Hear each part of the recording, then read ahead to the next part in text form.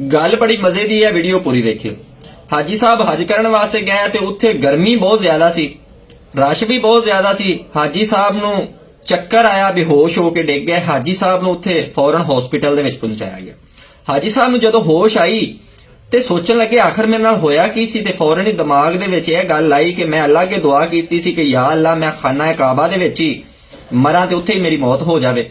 हाजी साहब ने जदों आसे पासे निगाह दौड़ाई ते बड़ा ही साफ सुथरा माहौल सी, हर तरफ सफेद रंग दीयां चादरां बिछियां सी बैडां दे उत्ते। ते हाजी साहब ने पाकिस्तान च इन्ना साफ सुथरा माहौल ते कदी वेख्या नहीं सीगा। ते हाजी साहब यह समझे कि शायद मैं मर गया। हाजी साहब फौरन बैड तो नीचे उतरे ते अपने महल दी वसीयत वेखण दा अंदाजा लाउण वास्ते बाहर नूं निकले।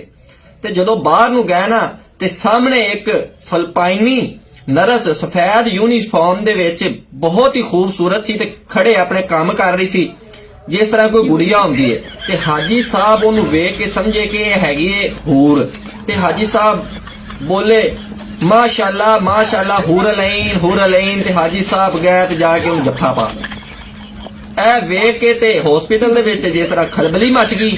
जिन्नियां भी आसे पासे नर्सां हैगियां सी वो हाजी साहब नूं कंट्रोल करन वास्ते आ गईयां। किसी ने हाजी साहब की लत्त फड़ी, किसी ने बांह फड़ी, किसी ने मूंह फड़िया ते उस नरस नूं छुड़वा रहीआं सी कि लगदा हाजी साहब सटिया गए ने गर्मी दे विच। ते हाजी साहब ते किसी होर ही दुनिया दे विच मगन सी कि मैं ते मर चुकिया ते जन्नत च फिरदा।